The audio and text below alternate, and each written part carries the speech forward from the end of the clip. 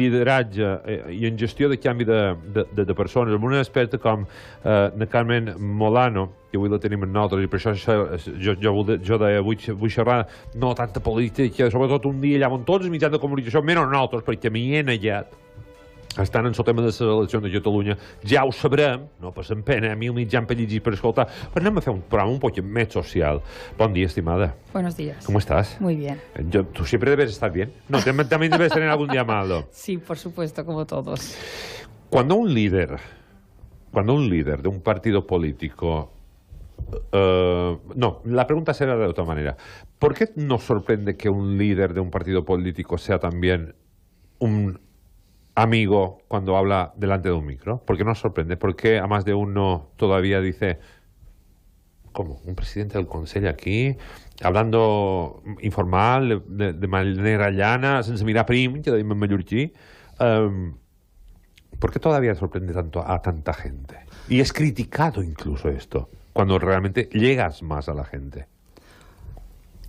Has dicho la palabra líder y has dicho la palabra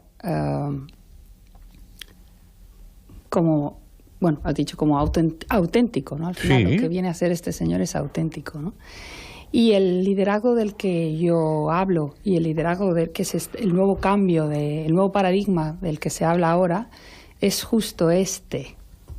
Es decir, los líderes de ahora tienen que ser auténticos, no tienen que tener dos caras, no tienen que tener una imagen hacia afuera y otra imagen hacia adentro. Es decir, ellos tienen que trabajar esa autenticidad, tienen que ser auténticos. Entonces, nos sorprende porque anteriormente no eran auténticos, porque anteriormente Justísimos. o porque todavía hay alguno que tiene un personaje en lugar de una forma de ser.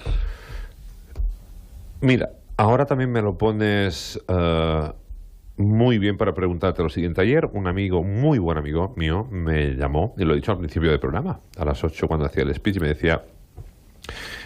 estábamos en una cena de empresa y estábamos en una cena de alto standing, para que nos entendamos, con un gran empresario. Y me vinieron y me dijeron, oye, yo cada mañana me he enganchado a esto de Larissa que monta, y yo todavía me avergüenzan estas cosas cuando me las dicen. Te lo siento, no me gusta que me aprovechen. Yo soy de las personas que voy por la calle y cuando veo a una señora que me dice, te veo por la tele, te digo, yo, me sacan los colores, ya hace 23 años que estoy en esto. Y se han enganchado a lo que decimos por la mañana. Y yo le dije que el único truco que tiene Biel Ramis y un servidor, que somos los dos que a las 8 nos ponemos a hacer el show que digo yo, es no tener guiones. Hablar, xerrar, decir, incluso nos sale alguna palabrota, nos sale alguna...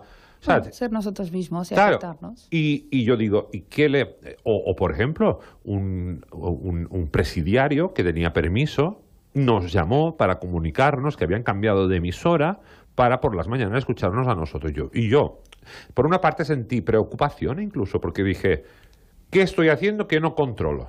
Bueno, es que es una responsabilidad vuestro trabajo. Para mí, incluso el hecho de estar aquí con vosotros es una responsabilidad donde hay que encontrar el punto de cuánto auténtico soy conmigo mismo y qué estoy haciendo y estoy diciendo. Es decir, debo ser auténtico, pero soy responsable, porque en esa responsabilidad está esa libertad. Y la libertad y la responsabilidad y la autenticidad van todas juntas. Entonces aquí es un tema de responsabilidad también. Bien. Estamos hablando de liderazgo. Sí. A veces cuando decimos la palabra líder, pensamos en una persona única, excepcional, especial. ¿Existe el liderazgo a nivel de persona de calle? Hay Buena pregunta, me gusta mucho esta pregunta. Sí. De hecho, yo tengo un libro de referencia que ya comentamos en nuestra entrevista, que es el libro de Robin Sharma, que se titula El líder sin cargo. Y me fascina ese libro porque habla de los líderes de la calle, habla de la experiencia de un señor, un chico que va conociendo grandes líderes. Y en el viaje de conocer esos grandes líderes, él piensa que va a conocer pues, a presidentes del gobierno o a grandes speakers, oradores, y resulta que lo llevan a conocer pues, a un dependiente de una tienda a una señora de la limpieza de un hotel de 5 estrellas, a un jardinero. Entonces va haciendo esa experiencia y va viendo cómo efectivamente esas personas son líderes, porque para mí la palabra líder es aquel que tiene un impacto positivo en los demás y que busca la excelencia en su trabajo. Y entonces cualquiera de esas personas, el otro día recuerdo ir a una gasolinera y cómo la señorita me atendió y me explicó todos los beneficios de poner un tipo de gasolina u otro, y su sonrisa por la mañana y todo lo que hizo, todos sus comportamientos tuvieron un impacto positivo en mí a las 9 de la mañana, y además hizo excelentemente su trabajo, ¿no? No sabía yo que la gasolina daba para tanto, ¿no? Entonces, sí, yo entiendo que sí. ¿Pueden convivir los líderes? ¿Podemos convivir en un ámbito de familia, en un ámbito de trabajo, varias personas que en sí mismo cada una de ellas sea líder? Si controlamos cada uno de nosotros nuestros egos, sí. Aquí me ha quitado una pregunta y me has contestado muy rápidamente a algo que quería preguntar. ¿Se puede llegar a convivir, que es lo que ha preguntado mi compañero Biel, pero lo diré como lo decimos aquí en Mallorca, dos llalls dins del mateix llauner, o sea, dos líderes dentro de un mismo entorno?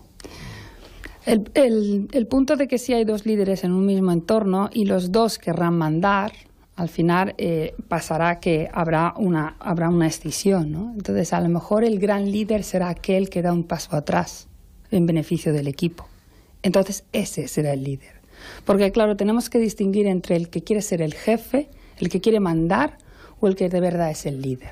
Entonces, para mí el verdadero líder será aquel que en beneficio del equipo, en beneficio del grupo, en beneficio de ellos, a lo mejor será el que da el paso atrás, ¿no? Si eso beneficia al grupo, al equipo, ¿no? A la empresa, a la organización, en ese punto, para que no, porque hay personas que llevan esa lucha tan intensa que al final lo que provoca es una quiebra en la sociedad, en la quiebra en la organización, una quiebra en el equipo, ¿no?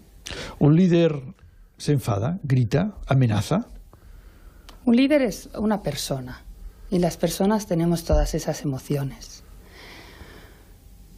La capacidad de liderazgo, una de las capacidades de liderazgo es el autoconocimiento y el autocontrol o la autogestión. Entonces, dentro de esas emociones que nos hacen gritar o que nos hacen sentir esa ira o sentir ese miedo o sentir ese hasta incluso este asco por alguna situación, el verdadero líder toma conciencia de lo que está sintiendo y busca el momento y el lugar para poder expresarlo donde no tenga un efecto en los demás. Entonces tiene que hacer, si está delante del equipo, por ejemplo, una autogestión de esa emoción. Es importantísima, eso se trabaja en inteligencia emocional, la autoconciencia, el qué estoy sintiendo y la autogestión de la emoción.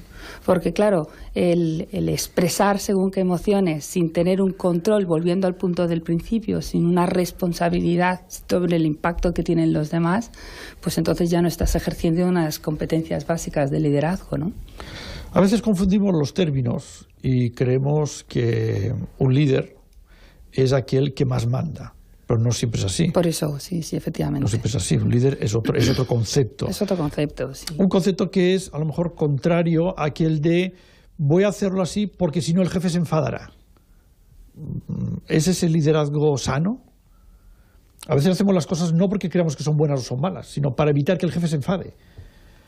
O el jefe, o tu esposa. Ahora me has dejado un poco descolgado a mí también. Con el concepto de la excelencia, de superarte, de hacer bien un trabajo, a veces viene condicionado por cómo te van a valorar los otros. Uh-huh. Y a veces tú haces cosas sabiendo que no son todo lo mejor que podrías hacer porque quieres evitar un conflicto. Ahí es donde quería llegar. El evitar un conflicto no buscando la excelencia, sino por evitar el conflicto. Ya, pero es que otra de las competencias, si me permitís, me gustaría que definiéramos un poco qué es ese liderazgo, ¿no? Es ese conjunto de competencias que tiene una persona que al final acaba haciendo, como os decía antes, teniendo un impacto positivo en los demás y siendo excelente en su puesto de trabajo o en su actividad. Y eso implica que la gente acabe acabe siguiéndolo. Ha tenido una influencia tan positiva que la gente acabe siguiéndolo, ¿no? Ese es el concepto de líder, ¿no? La gente acaba siguiéndolo, acaba apoyando a esa persona. Entonces, una de las competencias es un conjunto de competencias y una de ellas es el cuestionamiento, autocuestionamiento y cuestionamiento. Entonces, para ser líder uno tiene que tener coraje. Para ser líder uno tiene que poder enfrentarse a los conflictos. La cuestión es, dentro de otras de las competencias, como hablábamos antes, que es la autogestión, está la asertividad, que es muy distinta a la agresividad. Entonces, cuando uno va a un conflicto, tiene que poder ser asertivo, tiene que ir desde esa responsabilidad de defender mis puntos de vista, cómo yo me siento, qué es lo que yo veo, cuáles son mis valores, y desde el respeto hacia mí mismo y respeto al otro, tengo que poder entrar en conflictos. Entonces, muchas veces hay personas que evitan el conflicto, pero eso para mí es pelota hacia adelante, ¿no? Es decir, al final la pelota siempre vuelve cada vez más grande, ¿no? Yo te quiero preguntar una cosa a nivel ya es casi personal. Tú has trabajado en lugares importantísimos como Sa Nostra, también en Meliá tenías un buen puesto de trabajo. Sí. ¿Por qué abandonas estos puestos de trabajo, no solo ya bien remunerados, sino bien postulada, muy bien posicionada, muy bien, en fin, cómoda para cualquier persona mortal? Del resto de los mortales nos conformaríamos, para dedicarte precisamente a esto, al liderazgo, mejor dicho, a dar a conocer, a enseñar, en definitiva.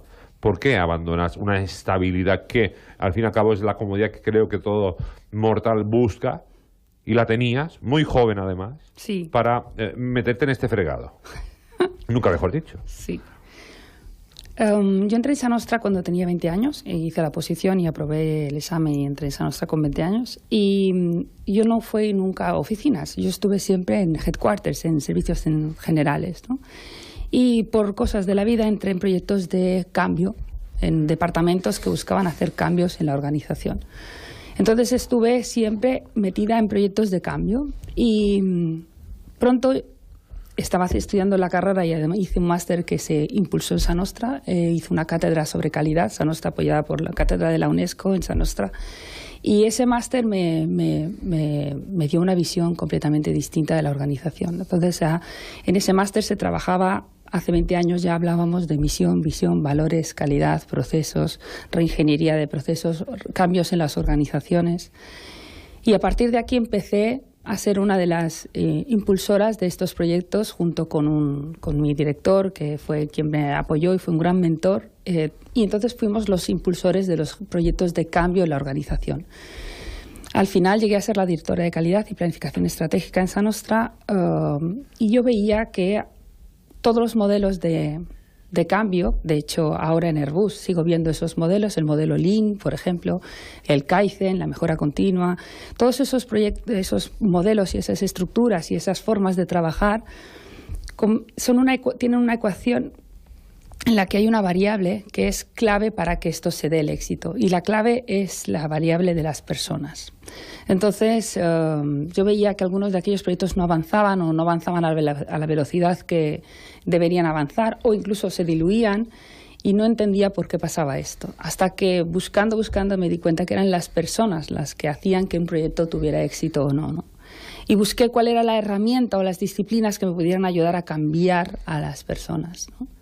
Pero claro, en esa búsqueda empecé a hacer mi propia búsqueda también personal y me di cuenta, me costó un poco, aunque es algo muy evidente y muy simple, pero a mí me costó bastante entender, y es que a las personas no se les puede cambiar si no quieren. Entonces hice un avance cuando tuve una oportunidad en las organizaciones, en las distintas organizaciones, luego salté hasta Meliá, pero lo que ya al haber hecho ese aprendizaje, lo que ya no podía irse de mi cabeza, que solo cambiaban los que querían cambiar, ¿no? Entonces, en el coaching, solo cambiaban los que querían cambiar.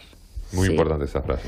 Entonces, eso fue una semilla que empezó a crecer en mí, y porque yo había estado muchos años intentando hacer cambiar a la gente desde ese creerme en la verdad, o desde ese creerme con un poquito hasta de soberbia, de tienes tú que cambiar, yo te lo digo lo que tienes que hacer, ¿no? La organización necesita esto y tú tienes que cambiar.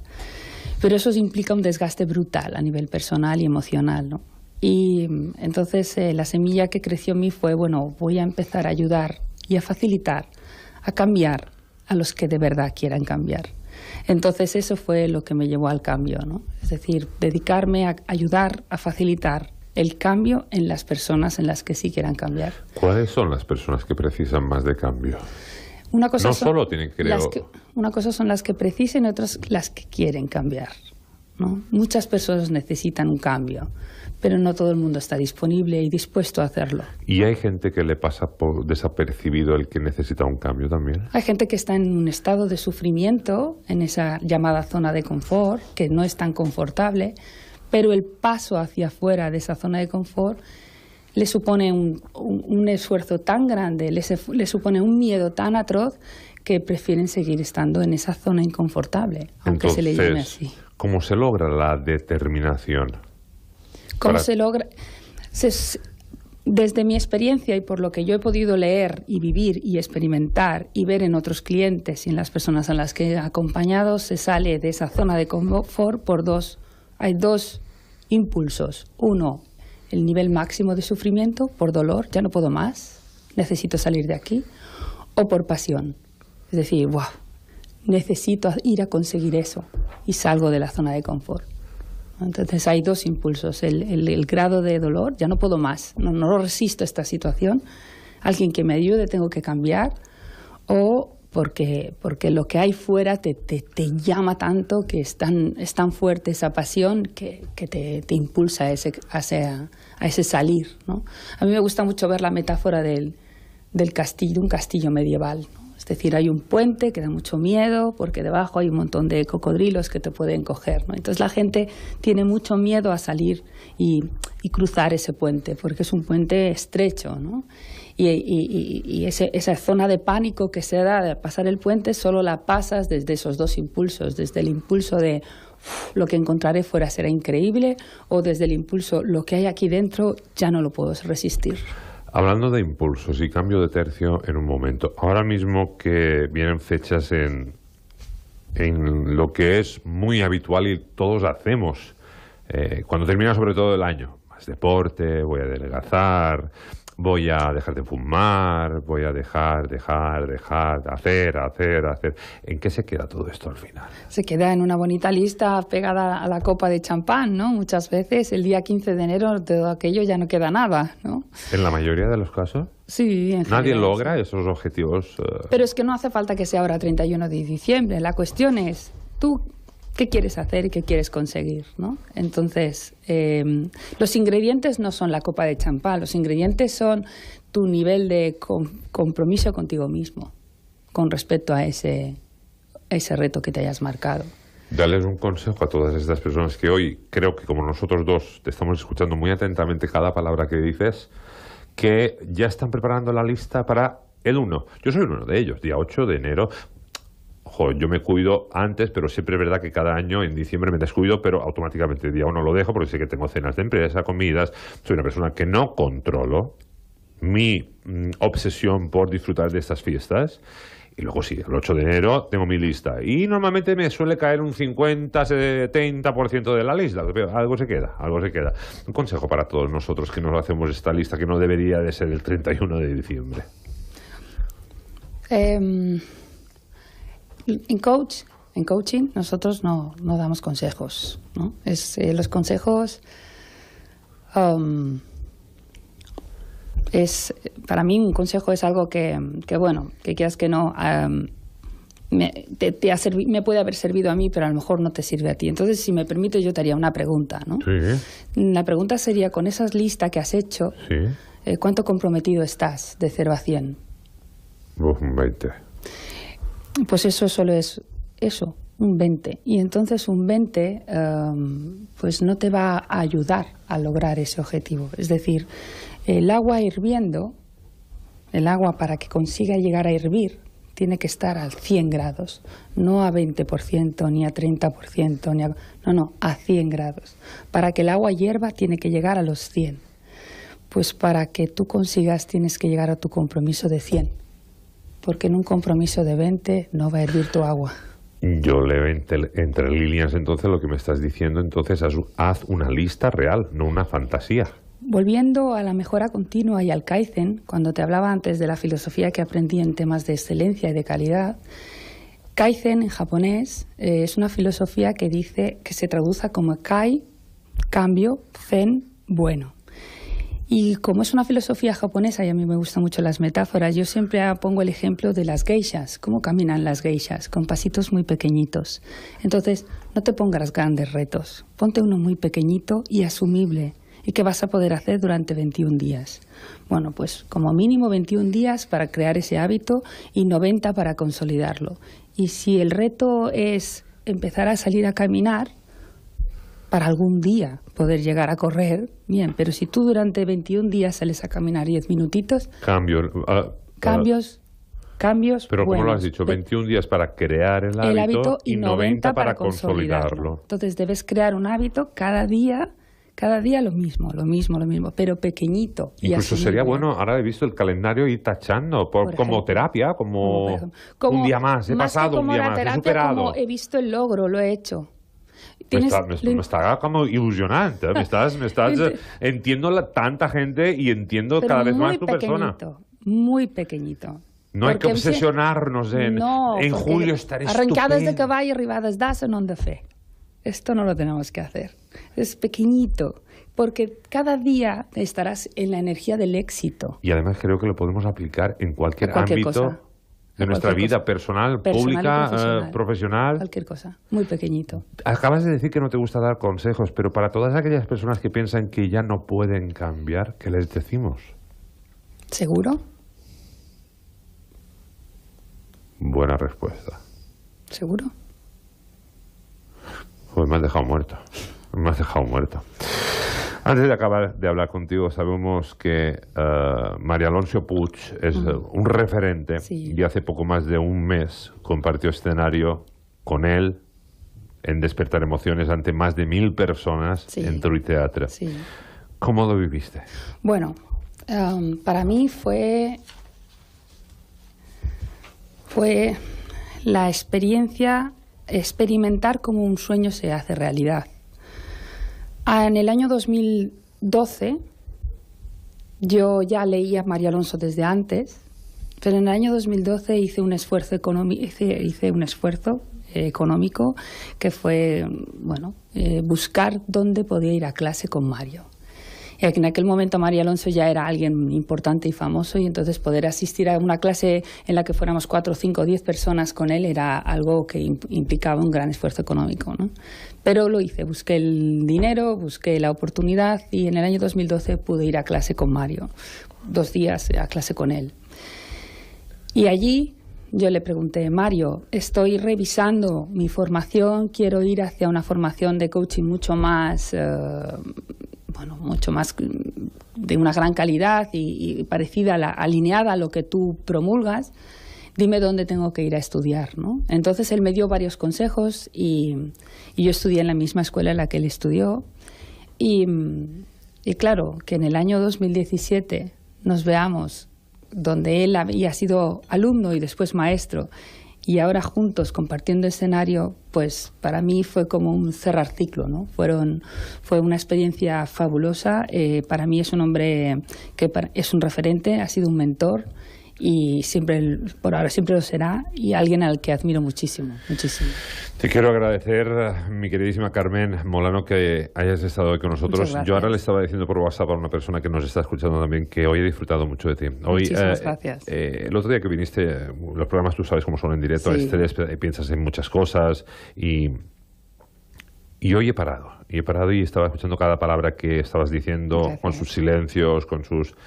Y yo recomiendo y lo digo de corazón, no estoy haciendo publicidad a nadie, ni a ti mucho menos, pero que si no se saben escuchar a ellos mismos, si no se saben interpretar lo que los cuerpos están pidiendo, si no se saben decir, oye, este es el camino, que lo busquen, que lo hay gente que ayuda. A mí la parte que me ha impactado más es aquella que todos anhelamos y soñamos, que es la comodidad, el confort de un buen trabajo, cuando eres mayor soñar en una jubilación y que estarás como después con una paz, y ver que tú tiraste atrás todo aquello que ya lo tenías. Porque no, iba a decirse, este será demasiado, que debe decir cuánto cobraba en Sa Nostra, no me interesa, pero era un buen sueldo. Sí, mucho. Y decir no, ir a Melilla después, dices, pues, ¿cuánto cobrabas en Melilla? Mucho también. Sí. Y cambias toda tu vida para hablar como has hablado hoy, para la gente. Yo, Carmen, yo no sé si me puedo permitir el lujo de pedirte, más de una persona hoy estará como nosotros, con ganas de escucharte más. ¿Cómo pueden hacer para encontrarte, para buscarte, para...? Tengo una página web donde carmenmolano.com y allí tienen el acceso directo a comunicarse conmigo y estoy a vuestra disposición. Muchísimas gracias, de verdad. Placer. Esta casa, Canal 4 Radio y Televisión, es tu casa para cuando nos necesites y cuando quieras. Yo, de hecho, me estoy pensando en hacer una sección quincenal. Cuando quieras. Si cuadran las agendas, porque mi agenda últimamente está complicada. También me lo han contado, pero lo ponemos como fijo y... Pierre Ramis, un gusto, ¿eh? Sí, senyor. Després de fer loco a les 8 del matí... Sí, pero nosotros empezamos como loco, y luego escuchar con profundidad esta entrevista, yo a mí me ha dejado relajado, pero lo malo que tiene, iba a decir meditas, la putada, piensas. Lo malo que tiene... Lo bueno es la reflexión, es decir, yo tengo un cliente ahora mismo en mis procesos de coaching que me dio un regalo, una frase fue un regalo cuando me dijo el otro día, me dice, ay Carmen, me gusta venir a trabajar contigo en procesos de coaching porque compro tiempo para estar conmigo. Qué bonito. Y entonces eso es que eso es lo que deberíamos hacer, ¿no? De vez en cuando durante el día tener tiempo para reflexionar, para estar con nosotros mismos, ¿no? Carmen, lo dicho, un placer, de verdad.